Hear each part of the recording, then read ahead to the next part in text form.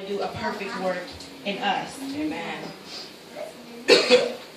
It goes ahead to read, God prepared in advance for us to do. The key word here is prepared. God knows what we're going to go through before we go through it. And He prepared us. He equipped us. We are ready. He knows what we're going to go through before we go through it in advance. So no matter what we're going through, we have to know that we are equipped to go through it. That's right. What happens is we are hindered from our conquering mentality. We can leave out here today and say we are prepared in advance to do whatever trial comes against us. But what happens is the trial looks too big. And because it looks too big, we feel that we're not able to conquer it. So no matter what we're going through on our jobs, with our children, at school, with our husbands, girlfriends, whatever it may be, God has prepared us to handle the situation. In James chapter 1, verse 2, it says that, and I'm paraphrasing, that trials and tribulations will come to test our faith, but it brings perseverance. Mm-hmm. So perseverance, and we count it all joy. So when we look at that, the joy of the Lord is our strength. Amen. We have joy, we have the strength to go through it. So we have the strength to persevere. Perseverance is being able to continue no matter how hard it gets. Perseverance brings character. Character brings hope. When you have hope, you're able to believe. And we know that whatever we believe, we're able to receive. Amen. Many of us are crushed, or we're being crushed, and we have to understand that that builds a testimony.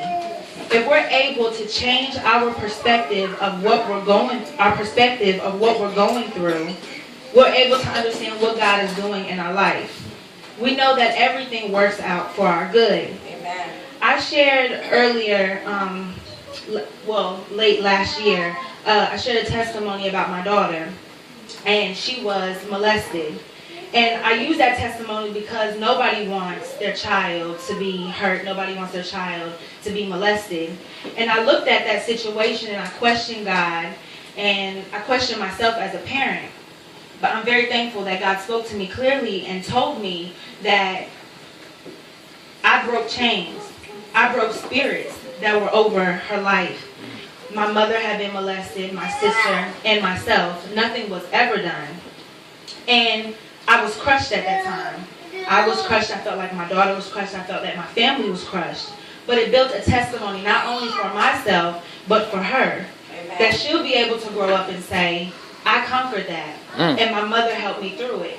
I broke a chain. I broke a chain. Amen. Mm-hmm. So in that, I began saying that I was complaining. I was questioning God. I was complaining about the situation that I was in. And I did two things. Complaining does two things. We upset God, and it reminds us of all the wrong that we're going through. That's true. Wow. When we listen to people complain, or when we complain ourselves, we drain ourselves. We drain others. And that's not what we're supposed to do. If we can change our perspective in the situations that we're going through, know that trials and tribulations build strength, that we know that it tests our faith, and that we can persevere, we can change our mind about the situation. Amen. Amen. Complaining also pleases the enemy. It shows him that he is succeeding in our situations. All right. We've got to use our tools. The greatest tools that we have is prayer and the Word of God. This Word, our Bible. Prayer is constant communication with God. When I began praying, really understanding the power of prayer, I would pray, lay everything out, tell God everything, mad, happy, sad, whatever it may be. Even the things that were annoying me about what I had to go through, I didn't get the fulfillment of prayer because all I was doing was telling God what I was going through. I didn't listen to the receiving end. So when we talk to our friends on the phone, to our family members, whoever we go to tell them what we're going through, we vent, and then they're able to give us an encouraging word. Amen. That's the same thing that God does. If we can go into prayer, if we can tell God what we're going through, and then listen to what he has to say, we will be fulfilled. That's the number one tool. The second tool is the Word of God. I always remember that it's in Matthew that heaven and earth will pass away, but the Word of God will stand forever. This is our tool. This is what we need. If we can use prayer, and I'm finishing, the Word of God to get us through, to allow it to minister to our spirits, we can be the overcomers that God has called us to be. That's right. Amen. Thank you.